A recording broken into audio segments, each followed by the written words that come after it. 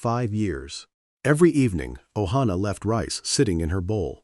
Everyone in the Kashiwaya house assumed she was simply a light eater. They were wrong. 3 towns away, a boy lay on a storehouse floor, too weak to lift his own head. At the Kashiwaya table, his sister lifted a bowl of rice she had not finished in 5 years. Neither of them knew, that evening, that a trader was about to walk into the shop and say the one sentence that would finally connect the 2 rooms. Ohana had kept a promise buried for 5 years. A brother, a debt, a family torn apart the winter her parents died. She had told no one in her husband's house. Not once. That silence was about to run out of time. This is the story of the year she finally said his name out loud. The Kashiwaya rice shop sat on the main street of a market town 2 days. From the coast, its shutters painted the same deep red they'd been painted for 3 generations. Genzaburo had built the shop's reputation the slow way, over 30 years. Fair weight on every scale, fair price in every lean season, credit extended to families who needed it, and never once called in cruelly. He was 63, broad through the shoulders from decades of hauling rice sacks himself. Long after he could have afforded to stop. His wife, Omasa, kept the household with the same quiet precision he brought to the shop. She noticed everything and announced almost none of it, the way a woman does who has run a merchant house for 40 years. Ohana had married their son 5 years earlier. She was 25 now, steady-handed, quiet in the particular way of someone who has learned that quiet keeps a house from asking questions she isn't ready to answer. She rose before dawn most mornings to help Omasa with the pickling barrels. She kept the shop's ledgers in a hand neater than her husband's own. She was, by every visible measure, exactly the daughter the Kashiwaya house had hoped for when they welcomed her in.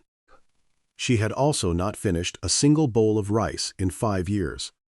The Kashiwaya day began before the street outside had fully woken. Ohana rose first, most mornings, and lit the kitchen fire while the sky was still the color of ash.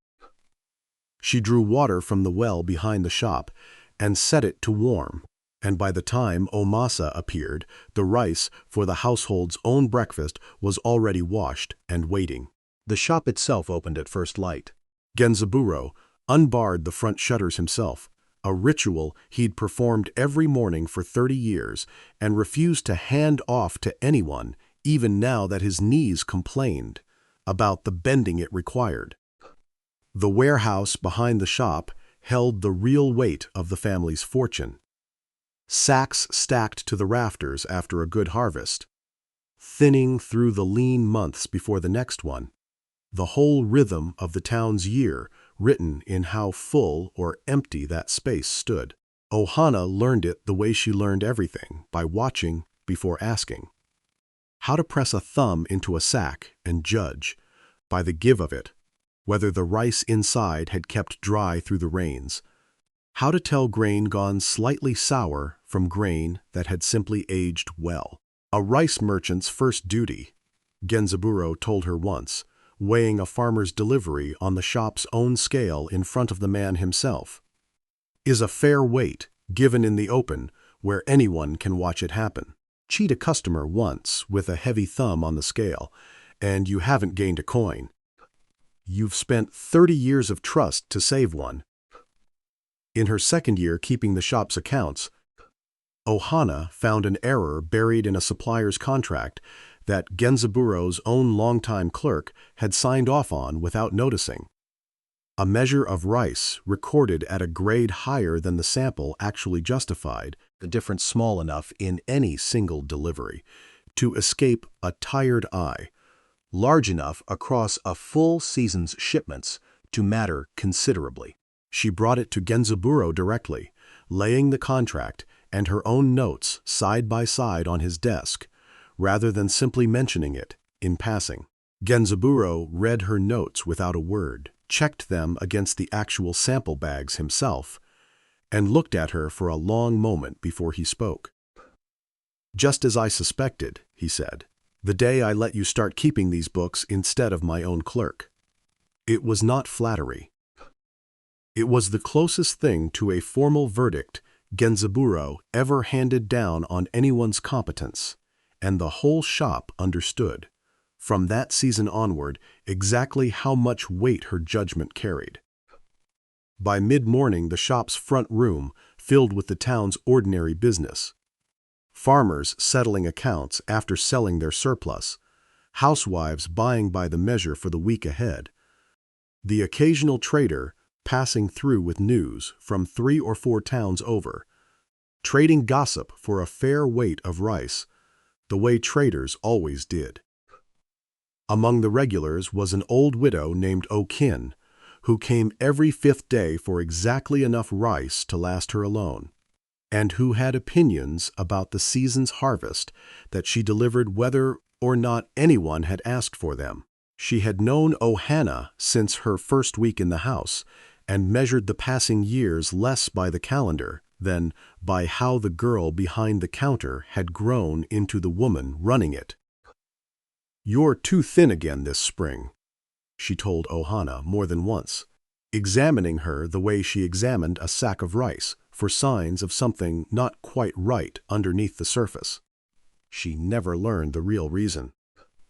She only kept coming every 5th day, muttering about the harvest, a small fixed point in the shop's rhythm that had nothing at all to do with the story unfolding underneath it, and everything to do with the fact that a town kept living its ordinary life around every family's private trouble, whether that trouble ever resolved or not. Omasa kept the kitchen running through all of it and taught Ohana, in the slow hours between customers, the things a merchant household's wife needed to know beyond the ledgers. How to lay tsukemono down in salt, so the color held through winter. How to judge a miso batch by smell alone, when it needed another month, and when it was ready. Every evening, as the light went gold, and then gray, Ohana hung fresh paper lanterns along the shop's eave, the Kashiwaya name lettered on each one in Genzaburo's own careful hand, so the street could see the shop's light from 2 corners away long after the shutters had closed for the night. None of it was taught as a lesson. It simply happened, the way a household's knowledge passes hand to hand over years, without anyone announcing that a lesson is underway. In the shops itself, Genzaburo let her keep the accounts more and more each season, trusting her arithmetic over his own clerks, and said so plainly, in front of customers, in a way that told the whole street exactly how much he'd come to rely on her. By any measure a stranger could see, Ohana had married into good fortune. She carried that good fortune every evening like a weight she hadn't earned the right to set down. Omasa noticed first the way she noticed everything. She said nothing about it for the first year. A new bride's appetite was her own business, and there were 100 ordinary explanations for a young woman who ate lightly. By the second year, the explanations had worn thin. By the third, Omasa had begun setting smaller portions in front of Ohana without comment, as though a smaller bowl might somehow be easier to finish. It never was. Ohana ate what she could manage and left the rest, and thanked Omasa for the meal in the same steady voice she used for everything, and neither woman spoke of what both of them had noticed.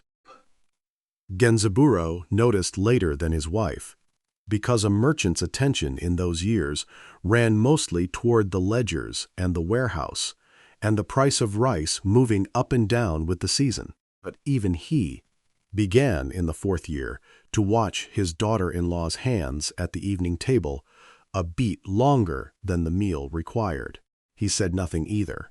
He was not a man who pried. He only began, without quite deciding to, keeping a small private account of the evenings she managed a full bowl against the evenings she didn't, the same careful attention he gave to any figure that didn't add up the way it should. It was Genzaburo, in the end, who finally said something. It was an ordinary evening, the 5th winter since her marriage, the rice going cold in front of her the way it always did. "You keep this house's books better than I do," he said, not looking up from his own bowl. "You judge a sack of rice by its smell alone, and you're right more often than my clerk of 20 years. A woman with a mind like yours doesn't lose her appetite over nothing." Ohana said nothing. "I've watched you not finish a bowl of rice for 5 winters now," Genzaburo said. "I've never asked why. I'm asking now." Omasa set down her own chopsticks and looked at her daughter-in-law with an expression that held no anger in it at all, only the patient attention of someone who had been waiting a long time for a door to open.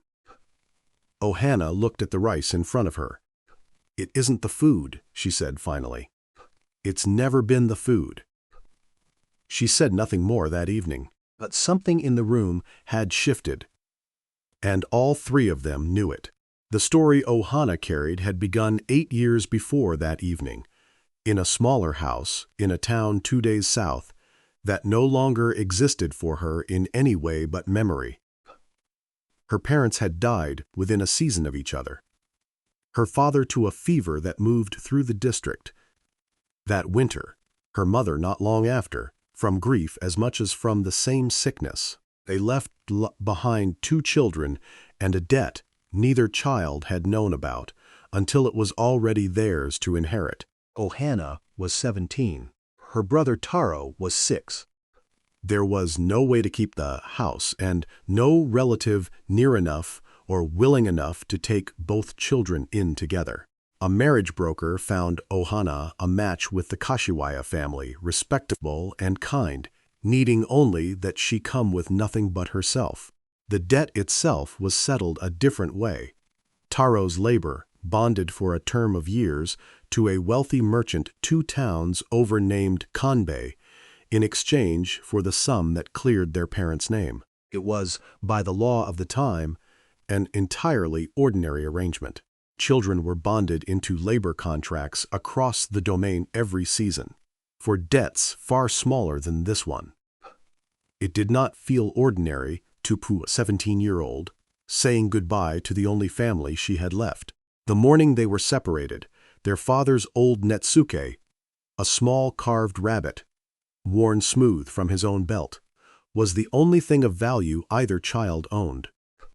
Ohana split it with a kitchen knife, clean down the middle, and pressed 1/2 into Taro's palm. "When I have my own house," she told him, "I'll come for you. I promise."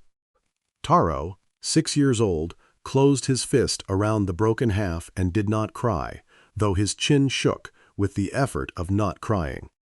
"I'll wait," he said. "I'm good at waiting." She did not know, walking away from him that morning, that it would be 5 years before she kept her promise. Kanbei's household was 3 towns over, prosperous, respected by anyone who did business with him, and never once loved by anyone who worked inside his walls. He was a careful man. Every arrangement he made was written down, witnessed, and filed correctly with the district office. He never raised his voice. He never struck a laborer himself. He simply extended the terms of every contract by exactly as much as the law allowed, for infractions calculated with the same precision he brought to a rice ledger. A broken bowl here, a missed morning's labor there, each one costing a bonded worker another season of service, always within the letter of what the law permitted, never once outside it. Taro grew up inside that arithmetic.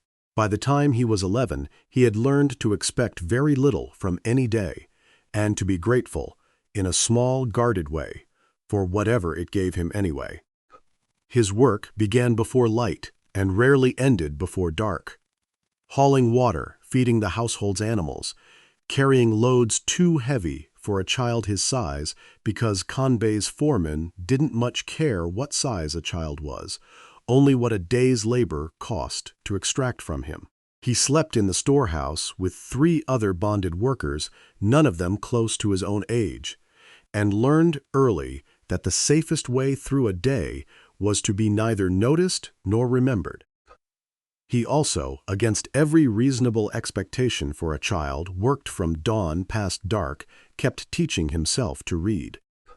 An old field hand named Genroku, who had served the Kanbei house for 30 years and had nothing left to lose by kindness, had once shown him a torn page from a Senjimon primer, thrown out by a tutor who judged it too damaged for his own pupils. Taro kept the page hidden inside his sleeve and studied it by whatever light the evenings gave him, tracing the characters into the dirt floor of the storehouse with one finger, over and over, until his hand knew them without his eyes needing to check. Genroku watched him at it some nights and said little, and once, when Taro had gone 2 days on thin gruel after a foreman's dispute over a broken hoe, pressed a boiled potato into his hand in the dark without a word. "Stubborn thing, studying on an empty stomach," Genroku muttered. The one time he said anything at all about it. "Your sister made a good match, I hear. Fine house 3 towns over." These things have a way of turning around if a body's patient enough to still be standing when they do. Taro did not know, most days, what the reading was for. He only knew that his sister had once told him that letters were what let a person become someone, instead of simply belonging to someone, and he held onto that the way he held onto the broken half of the netsuke hidden always against his chest. Taro was not the only bonded worker in that storehouse, and Kanbei's arithmetic did not spare the others. In Taro's 3rd year there, a farming family from 2 villages over came for a boy named Isuke, bonded the same way Taro had been, for a debt they'd finally saved enough to clear. They arrived with the sum in hand, proud and hopeful, the father counting out coins on Kanbei's own front step. Kanbei received them with the same unhurried courtesy he gave everyone, produced a contract, and pointed, politely, to clauses the family had never been taught to read closely enough to question. Extensions for missed labor. A penalty for a torn sack of grain, assessed at 3 times its worth. By the time Kanbei finished his accounting, the family's saved sum covered less than half of what he now claimed was owed. They had no headman with them, no physician, no documents beyond the original contract Kanbei himself had drafted. They argued for the better part of an hour. And then, the way most families in their position eventually did, they gave up and went home without the boy, promising to return when they'd saved more. Isuke watched them go from the storehouse doorway. He did not cry. He had already learned, the way Taro was learning, that crying changed nothing about the arithmetic. Taro remembered that afternoon for years afterward. Not because it was unusual, but because it wasn't. It was simply how the household worked, a demonstration, repeated often enough that every bonded worker in that storehouse understood exactly how thoroughly the odds were built to favor the man holding the contract. It was the ordinary shape of what Genzaburo would, years later, walk into that same front room and undo in a single morning. For 5 years, Ohana lived 2 lives at once. In the Kashiwaya house, she was the steady, capable daughter-in-law. Everyone believed her to be. In every private hour she could steal, she thought about a 6-year-old's fist closing around half a carved rabbit, and a promise she had not yet found any way to keep. She had asked, once, in her 2nd year of marriage, whether a messenger might carry word to Kanbei's house on her behalf. The answer she'd gotten back, secondhand, through a trader who did business in that district, was brief and unencouraging. The boy was alive, working, and the terms of his bond were not yet near their end. She had not asked again after that. She told herself it was because there was nothing more to ask. The truer reason was that she was afraid of what a second answer might say, and had decided, without quite admitting it to herself, that not knowing was easier to carry than knowing. and being able to do nothing about it. That fear was the real weight behind 5 years of unfinished rice bowls. It broke, finally, on an ordinary evening, because a trader passing through the market town happened to mention, over a sack of rice he was buying at the Kashiwaya counter, a piece of news from 3 towns over that he thought nothing of sharing. Bad season for Kanbei's household, the trader said, to no one in particular, counting coins into Genzaburo's palm. One of his bonded boys took a fever after the harvest. Word is he's not expected to see spring. Ohana, standing near the ledger with her back to the counter, went completely still. She did not need to ask which boy.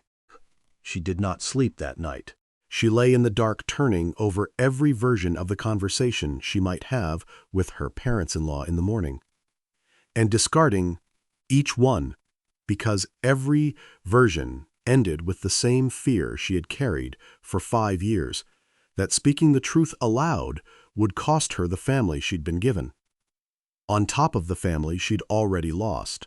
She thought about the day she'd arrived at the Kashiwaya house 5 years before, and how carefully she had arranged her face that first morning, determined to give this family no reason to regret taking her in. She had built 5 years of steady hands and neat ledgers on top of that first determination, and some part of her, lying awake that night, genuinely believed that the whole careful structure would come apart the moment she admitted what she'd been hiding underneath it. Near dawn, she stopped turning the conversation over and simply decided to have it, badly if necessary, rather than not have it at all. She rose before the household usually stirred, washed her face in water, still cold from the night, and knelt in the main room to wait for Genzaburo and Omasa, her hands folded in her lap so tightly, her knuckles had gone pale by the time they appeared. Omasa saw her first and stopped in the doorway. "You're up early," she said. "Careful, the way a person speaks to someone standing at the edge of something." "I need to speak with you both," Ohana said, "before the shop opens. Please." Genzaburo came in, behind his wife, took one look at Ohana's face, and sat down without asking a single question. First, the way a man sits down for news he has already half-guessed the shape of. Ohana bowed low, her forehead nearly touching the floor, and began. She told them about her parents, the fever that had taken them within a season of each other, and the debt that had come due with nothing left to pay it. She told them about the marriage broker and the arrangement that had brought her to their door with nothing but herself. She told them, more slowly, about Taro, 6 years old, holding the hem of her sleeve, asking her not to leave him. She told them about the debt settled by bonding his labor to a merchant named Kanbei, 3 towns over. For a term of years, neither of them had understood the true length of at the time. She told them about the netsuke split down the middle with a kitchen knife, and the promise she'd made with one half of it pressed into a 6-year-old's palm. She told them about the years of silence that followed, the single inquiry she'd made in her 2nd year of marriage, the discouraging answer that had come back, and the 5 years of fear afterward that had kept her from asking again. And she told them, last, about the trader at the counter the evening before, and the fever that might, even now, be taking the only family she had left. "I should have told you the day I came into this house," she said, when the telling was finished, her voice barely steady enough to carry the words. "I was afraid it would look like I'd married in carrying someone else's burden. I was afraid you'd think less of me for it. I was afraid every single evening at that table that if I let myself feel anything about him in front of you, you'd ask me to explain it, and the explaining would be the end of everything you'd given me." The room was quiet for a long moment. Outside, the street was beginning to wake, a cartwheel somewhere, a door sliding open, the ordinary sounds of a morning that had no idea what was happening inside this one room. Genzaburo was the first to speak, and when he did, his voice held nothing sharp in it at all. "Why did you carry this alone?" he said. "When you married into a house built to carry things together." Ohana did not have an answer that didn't dissolve into tears the moment she tried to give it.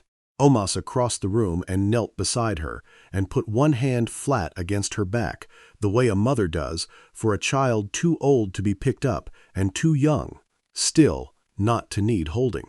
5 years, Omasa said quietly.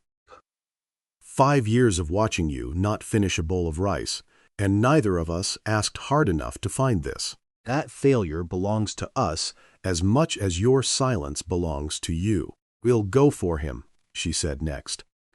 Today, there's no version of this where we don't. Genzaburo was already rising, already turning his mind toward the shape of what needed doing. In the same unhurried, methodical way, he turned toward any problem the shop handed him. "Get dressed for travel," he told Ohana. "Both of you. We're not waiting for the shop to open this morning." Genzaburo did not act like a man preparing for a fight. He acted like a man preparing a shipment, methodical, thorough, leaving nothing to chance that could be prepared for in advance. He sent word to a physician he trusted, a man named Ippo, who had treated the Kashiwaya household for 20 years, asking him to be ready to travel within the hour. He had rice and blankets loaded onto the cart, more than any single boy could need, because he intended to leave no question of the household's ability to care for one more mouth. He gathered every document that touched on the original debt, the marriage arrangement, the original bond contract, the settlement that had cleared her parents' name, and read each one twice before folding them into a travel case, the same careful attention he gave any shipment manifest before it left his warehouse. He also sent for Denbei, the district's headman, a man he had done honest business with for 20 years, trading fair weight for fair weight through droughts and good harvests alike. "I'm not going to argue with Kanbei," Genzaburo told his wife and daughter-in-law while the cart was being loaded. "Arguing is a young man's tool, and I've never needed it much, even when I was young. I'm going to bring a physician, so no one can say the boy wasn't cared for. I'm going to bring the documents, so no one can say the debt wasn't properly settled. And I'm going to bring Denbei, so no one can say the law wasn't followed to the letter." Denbei arrived within the hour, unhurried despite the news, and greeted Genzaburo the way two men greet each other after decades of honest dealing. "Kanbei's contracts are always technically correct," Denbei said, once Genzaburo had explained the matter plainly. "That's precisely what worries me about them. A man who never breaks the letter of the law can still break everything else about a person, if no one's reading closely enough to catch him at it." "Then we'll read closely," Genzaburo said. Ohana, standing beside the loaded cart, felt something in her chest ease for the first time in 5 years.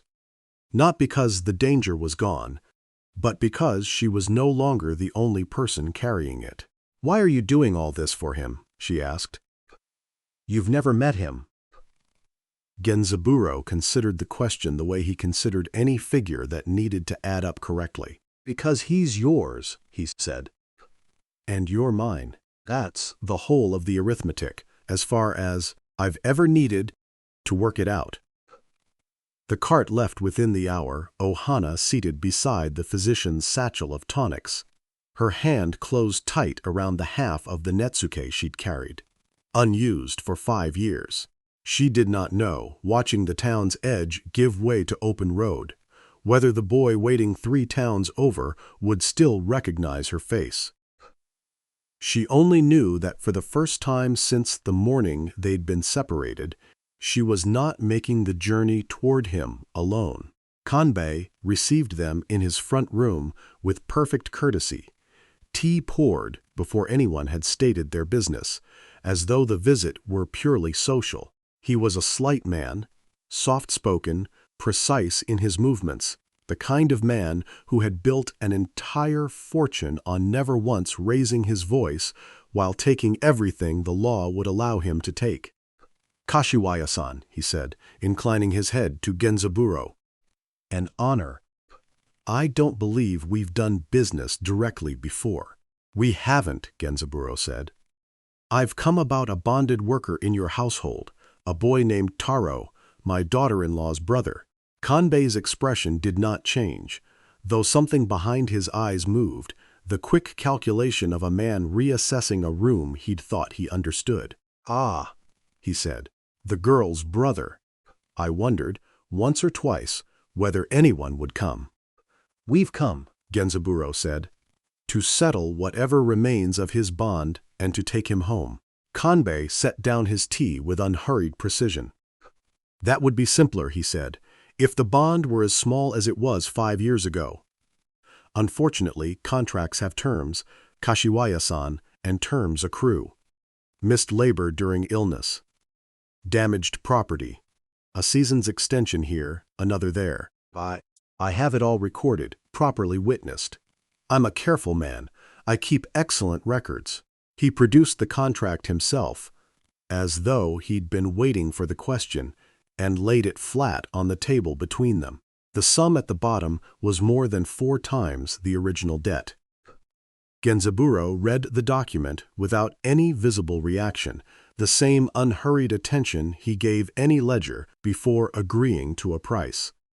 He read it a second time. Then, slowly, he laid the contract flat on the low table between them, turned it so it faced Kanbei rather than himself, and set one finger, without a word, on a single line near the bottom.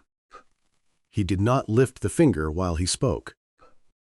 "This clause," he said, "extends the bond for labor performed during illness, at a reduced rate, on the theory that a sick worker produces less value than a healthy one." "Correctly stated," Kanbei said. "The boy has a fever now," Genzaburo said. "Was that fever's onset noted in your records? The date it began?" For the first time, something in Kanbei's composure shifted. Not much, but enough for a careful man like Genzaburo to see it. His hand, resting on the abacus at his side out of long habit, went still. He did not reach for a bead to check the figure, the way he had reached for one unconsciously at every other point in the conversation. Denbei, who had said nothing until that moment, leaned forward and studied the document himself, following the line of Genzaburo's finger to the same blank space in the record. "There's no illness onset recorded here at all, Kanbei-san," the headman said. "Only a note of reduced output, unexplained, over the last 3 weeks. Under district statute, an unexplained reduction can't be used to extend a bond. Only a documented cause can. You know the statute as well as I do." The room went very quiet. Genzaburo did not move his finger from the line. He simply waited, the silence doing the rest of the work for him. Kanbei looked at the document as though it had personally betrayed him. "An oversight," he said. "My clerk's error, not my intent." "Then it's fortunate," Denbei said, "that the district office keeps its own copy of every registered bond, and that I intend to compare the two before I leave this town." Kanbei set the contract down and folded his hands, and for a moment he looked less like a man caught in an error and more like a man reconsidering his approach entirely. "Kashiwaya-san," he said, his voice as pleasant as it had been the moment they'd arrived. "I understand a family's feelings run high in a matter like this. But consider the position you're placing me in. If I release a bonded worker every time a distant relative arrives, with a physician and a headman in tow, what becomes of every contract I hold? What becomes of every merchant's contract in this district? You built your own house on the reliability of agreements, did you not? I would think you, of all men, would understand the danger of unraveling one." It was, Ohana thought, watching from beside the physician, the most dangerous thing he had said all morning. Not a threat, but an appeal to the very thing Genzaburo valued most. Genzaburo considered it for a long moment in no hurry to answer. I understand the value of a reliable contract better than most men in this district, he finally said. Which is exactly why I read every clause of yours twice, and found the one you'd have preferred I skimmed past. A contract that depends on the other party never checking its arithmetic isn't reliability, Kanbei-san. It's a wager on someone else's carelessness. I don't make my living on wagers, and I won't be lectured about the sanctity of agreements by a man who's just been caught altering the terms of one. Kanbei's composure held for another moment, and then, visibly, did not. The original debt, he said finally, quieter than before, plus a modest sum for his keep these 5 years. That, I believe, is fair. That, Genzaburo said, is what we brought. Ohana found Taro in the storehouse where he'd been left to work through his fever, curled on a thin mat smaller than she remembered. Though he was 11 now, and she'd left a boy of 6. His breathing was fast and shallow. His skin, when she touched his forehead, burned under her hand. He opened his eyes at her touch, and for a long moment simply looked at her, as though he were still deciding whether this was a fever dream or an actual sister kneeling in the actual dirt beside him. Then his hand moved, slow and unsteady, to the collar of his robe, and drew out a small carved shape on a worn cord. Half a rabbit. Ohana drew out her own half, still on the same cord she'd worn it on for 5 years, and held the 2 pieces together in her open palm. They fit exactly, the way they always had. I told you I'd come, she said. I know, Taro said, his voice barely more than breath. I waited. She did not sob over him, though everything in her wanted to. She only held his hand and let the physician do his work, and stayed exactly where she was until the cart was ready to carry all of them home. Taro did not recover in a single night, and Ohana never once let herself expect that he would. The fever broke on the 3rd day at the Kashiwaya house, but the boy who emerged from it was thin as a reed, weak enough that walking the length of the room left him breathless, and quiet in a way that worried Omasa more than the fever itself had. He flinched in the first weeks at raised voices, though no one in that house raised theirs. He ate slowly and carefully, as though a full plate might be taken away before he'd earned the right to finish it. He slept poorly, and some nights Ohana heard him through the thin wall, murmuring numbers to himself in the dark. A habit, she realized, from counting labor hours in his sleep, long after there was nothing left to count. The physician came weekly through the winter, adjusting a course of tonics and broths meant to build back what 5 years of hard use had worn away. Omasa fed him slowly, patiently. Small careful meals built up over months rather than days, watching his color the way she'd once watched the miso barrels for the first small signs that something was finally taking hold. Genzaburo, without ever making a lesson of it, began bringing him down to the shop for an hour at a time once he could stand it, letting him watch the scales, the ledgers, the customers, without asking anything of him at all, beyond simply being present in a place where no one wanted anything from him. There was 1 week, in the depth of that winter, when Taro nearly left. He had overheard, without meaning to, a conversation between Genzaburo and a supplier about the cost of the physician's visits, the extra rice, the tonics that weren't cheap, even for a house as steady as the Kashiwaya shop. He was 11 years old and had spent 5 years learning to read exactly this kind of arithmetic, what a body cost to keep alive, weighed against what it produced in return, by his own reckoning, worked out alone in the dark. More than once that week. He had produced nothing yet and cost a great deal. He packed nothing because he owned nothing to pack beyond the clothes he was wearing. He simply rose before dawn one morning, while the house was still asleep, and stood at the door with his hand on the frame, working up the resolve to walk back toward the only kind of arrangement he understood. A bond, a debt, a life measured in exactly what it cost someone else. Ohana found him there. She did not ask him what he was doing. She had guessed it the moment she saw his face. "If you go back," she said, "it undoes the only thing I've done right in 5 years. I need you to understand that before you take one more step toward that door." "I'm a cost," Taro said. "I've watched the numbers. I know what I am to this house." "You're my brother," Ohana said. "That was true before this house ever spent a single mon on you, and it will be true after. A ledger doesn't decide that. I do." Taro stood at the door a long moment, the winter cold coming in around the frame. Then he stepped back inside and did not try to leave again. He never told Genzaburo or Omasa what had almost happened that morning. Ohana never told them either. It remained, between the two of them, the one thing in that house that was never written into any ledger at all. It was nearly spring, for before Taro stood on his own 2 feet for a full morning without needing to sit, he did it, unprompted, the day Omasa brought out a fresh batch of miso for tasting, insisting on carrying his own bowl to the table instead of letting her bring it to him. It was a small thing. In that house by then, everyone understood exactly how large a thing it was.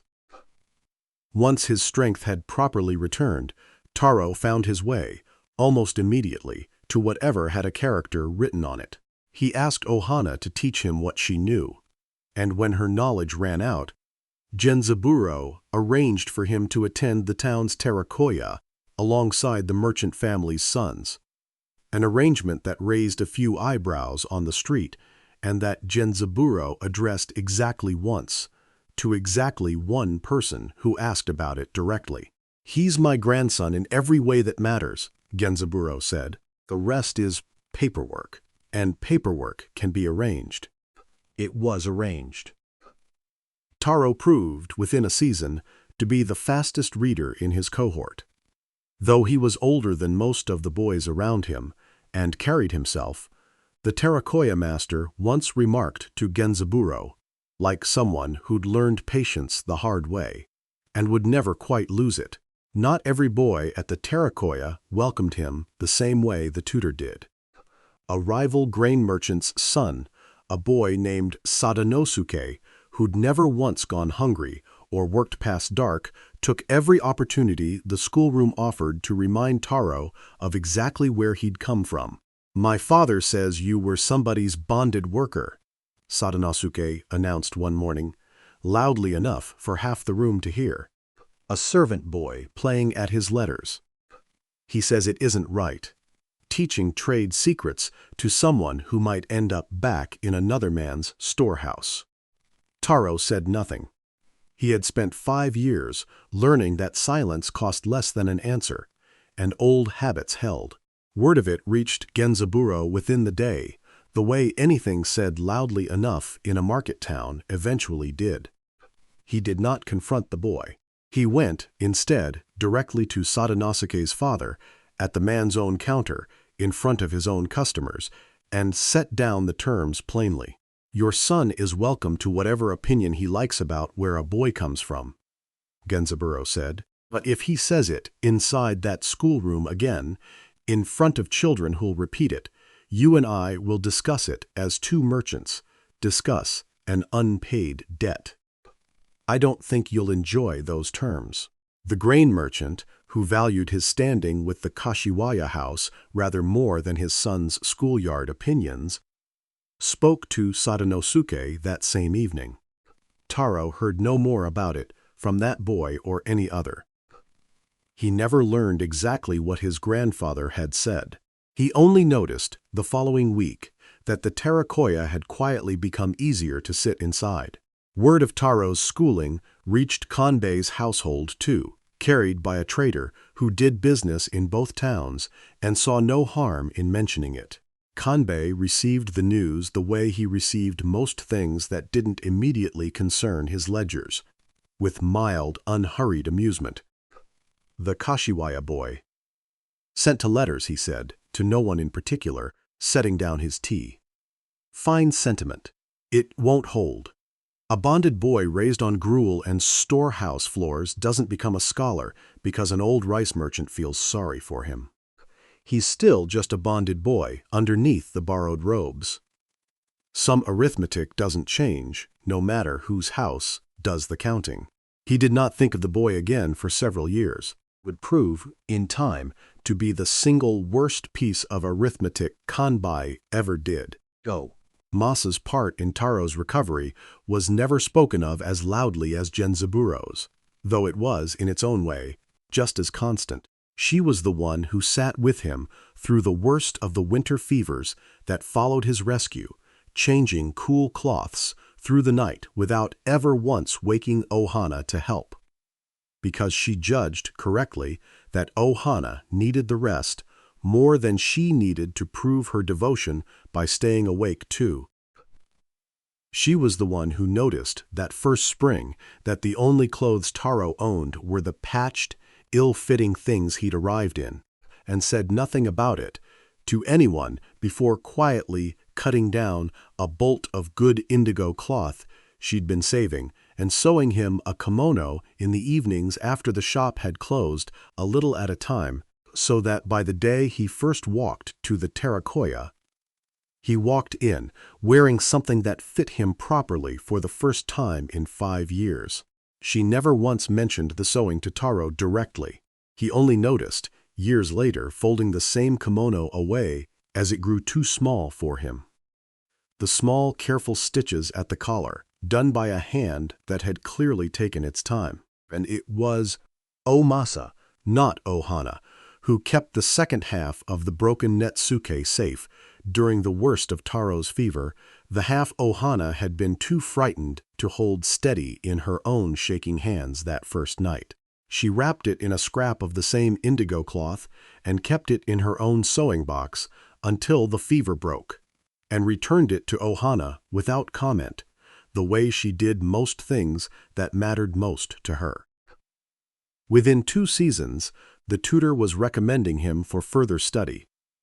Not toward samurai rank, which the boy's birth would never permit, but toward the kind of clerical training that a capable, literate young man from a respectable merchant household could reasonably aspire to. He learned calligraphy formal enough for official documents, practicing brush strokes late into the evening, long after the rest of the household had gone to sleep, filling discarded scrap paper with the same characters over and over until his hand held them the way it had once held the shape of a senjiman, page traced into a storehouse floor. He learned the accounting methods Genzaburo used in the rice shop, and then methods beyond them from a tutor who specialized in the ledgers kept by the domain's own rice office. The flow of tax rice from farm to warehouse to market, the arithmetic that turned a season's harvest into the numbers a magistrate's office needed to see. Genzaburo taught him the scale before he taught him the ledger. Numbers on a page can be made to say almost anything, he told Taro. The first week the boy was strong enough to stand at the counter. Rice in your hand can't. Learn to trust what your own thumb tells you first, and no clerk's arithmetic will ever fool you twice. Taro learned to press a sack the way Ohana had, to judge a grade by weight and smell before any figure confirmed it. A habit that would matter, years later, in a room considerably grander than the Kashiwaya counter. He grew, over those years, into a young man who remembered exactly what it had cost him to be treated as an entry in someone else's ledger, and who seemed to carry that memory not as a wound to avenge, but as a standard he intended, quietly and permanently, to hold himself to. 12 years passed.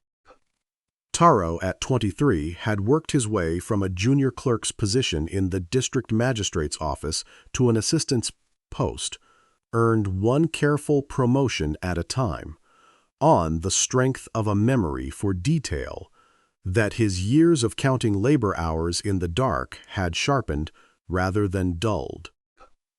He had started, as every clerk did, copying documents and filing petitions, tedious work that most young men treated as an obstacle to endure on the way to something better.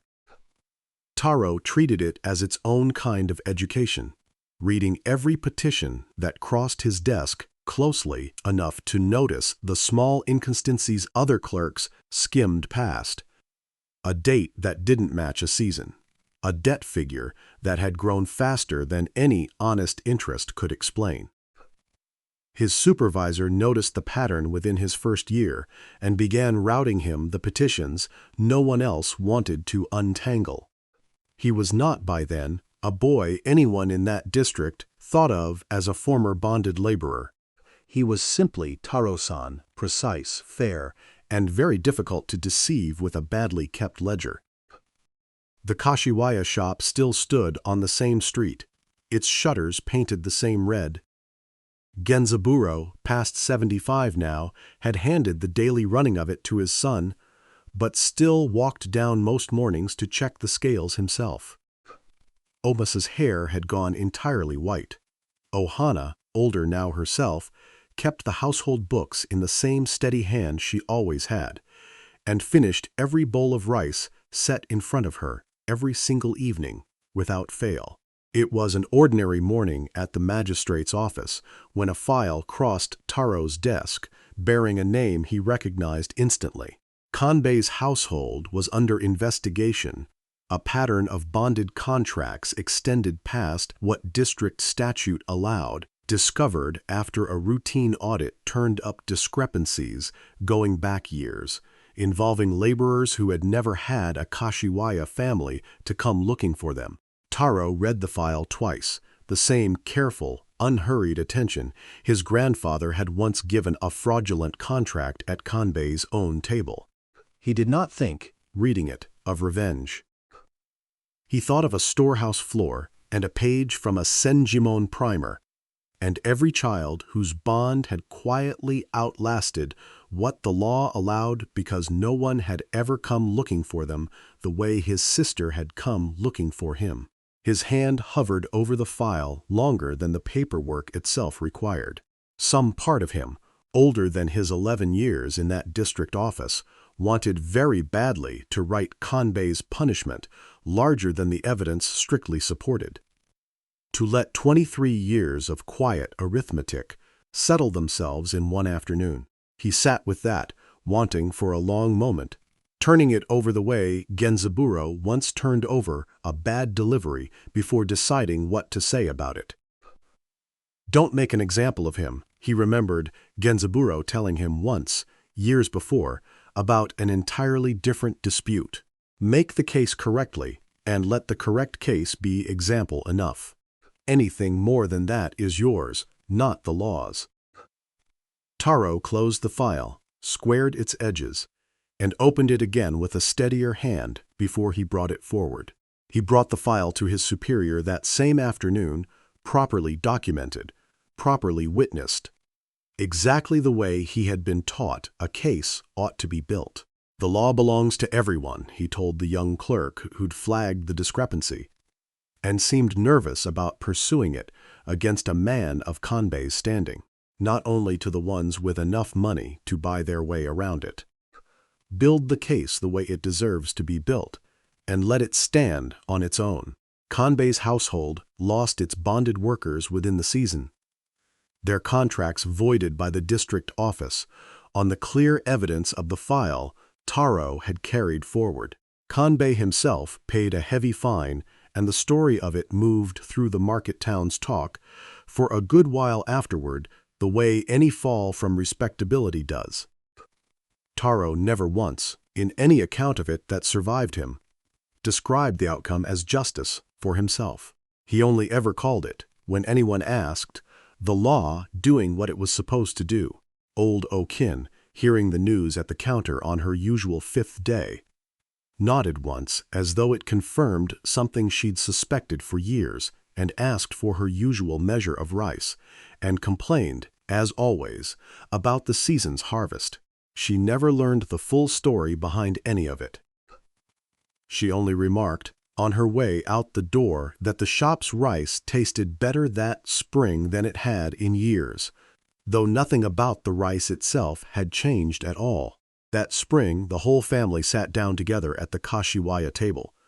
Genzaburo, Omasas, Ohana and her husband, and Taro, home for the first time in months, still faintly smelling of the magistrate's office ink he could never quite scrub from his hands. White rice, steaming. Grilled fish.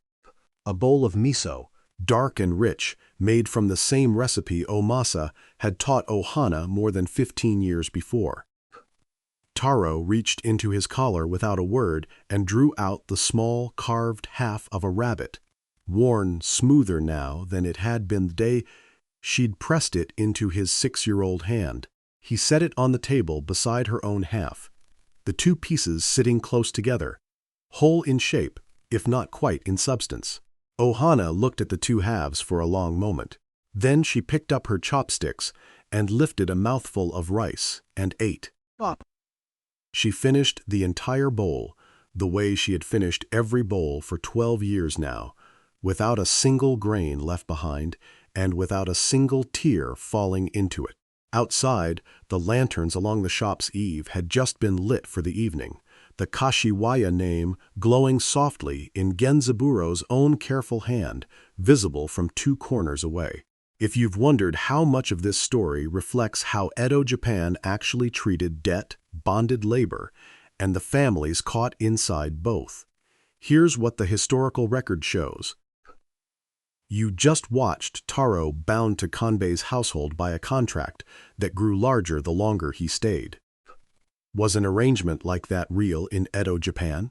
Bonded labor of the kind depicted in this story, known broadly as hokonin or nenki boko arrangements, was a real and common feature of Edo-period economic life. A family unable to pay a debt could bond a member's labor for a fixed term to a creditor or employer, with wages, if any, applied directly against the debt rather than paid out. Terms were, in principle, governed by both custom and domain statute, including limits on how far a bond could be extended for cause. In practice, enforcement varied enormously, depending on the diligence of local officials and the standing of the parties involved. Precisely the gap this story's climax turns on. Children bonded this way could end up in circumstances ranging from genuinely paternal households that treated them much like family, to arrangements as exploitative as Kanbei's, and a bonded worker's actual treatment often depended far more on an individual employer's character than on any formal protection the law provided on paper. Genzaburo walked into Kanbei's house without a single sword or soldier behind him, and still won. Where did that kind of power actually come from? Merchant families occupied a distinct and often underappreciated position in Edo society. Formally ranked below samurai, farmers, and artisans, in the era's simplified social hierarchy, successful merchants like the fictional Genzaburo frequently held real influence within their communities through reputation, credit relationships, and long-standing trust. Influence that could, in a dispute like the one depicted here, matter more than formal rank. A merchant house's good name, built over generations of fair dealing, functioned as a kind of currency in its own right, one that could be spent, as Genzaburo spends his, on behalf of someone with no formal standing to demand help at all. Genzaburo called Taro his grandson in every way that matters, long before any paperwork made it official. Did that kind of adoption actually carry weight? Informal adoption of the kind Taro experiences was genuinely practiced, particularly by merchant households without an heir suited to the family trade, or households wishing to formally recognize a relationship that had already become familial in practice. Such adoptions did not carry samurai status, which remained almost entirely hereditary, but they carried real legal and social weight within a merchant family's own sphere, and a capable adopted son could and did inherit a family's trade, reputation, and standing as fully as a son by blood. A former bonded laborer, sitting in a classroom beside merchant sons, raised a few eyebrows on Taro's street. How available was that kind of education, really? Terakoya, village schools typically run by a priest, samurai, or educated commoner, provided basic literacy and arithmetic instruction to a wide range of children by the later Edo period.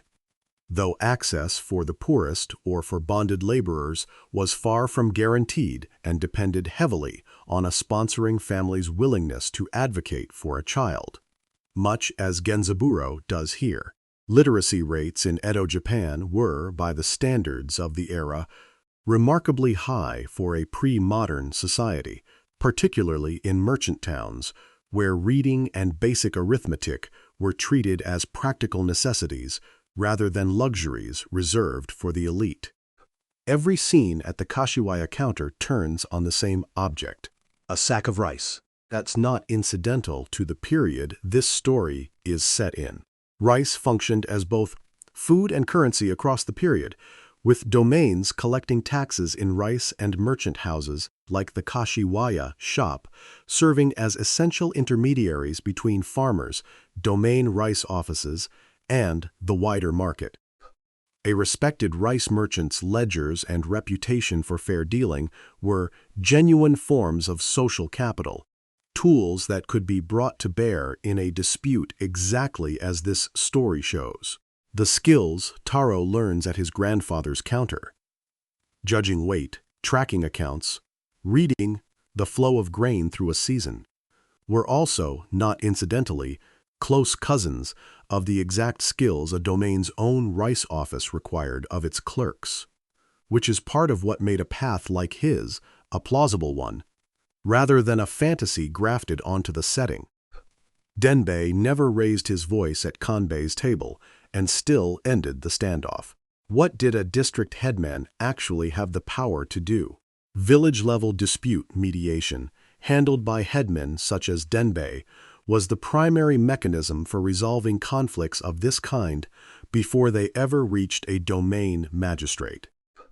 A headman's knowledge of registered contracts and local statute made him a genuinely powerful check on exactly the kind of quiet, technically legal exploitation Kanbei practices in this story, and just as often in the real record, headmen who lacked either the knowledge or the will to check a powerful local creditor left exploitation like Kanbei's to continue for years, unremarked and unrecorded, which is its own kind of historical truth. This story doesn't shy away from in Kanbei's earlier, uninvestigated years. Taro never sat a single exam to earn his post at the magistrate's office. So how did a former bonded laborer actually rise that far? And the magistrate system Taro eventually serves within, rising through clerical ranks on demonstrated skill rather than hereditary right, reflects something real about administrative advancement for capable commoners in the period. Not equivalent to the examination systems of China or Joseon Korea, which Japan never adopted, but a genuine, if narrower, path by which literacy, numeracy, and a sponsoring family's standing could carry a person from the bottom of a household's hierarchy into meaningful service within it. Such advancement was neither common nor guaranteed and depended heavily on exactly the kind of patronage and education Taro receives, which is precisely why this story treats it as remarkable rather than ordinary. The specific family in this story is invented, the system that nearly kept two siblings apart, and the kind of household that occasionally chose to intervene against it, were not. If you want more stories like this, the quiet ones, built from an ordinary family's decision to carry something together, subscribe And I'll see you in the next one.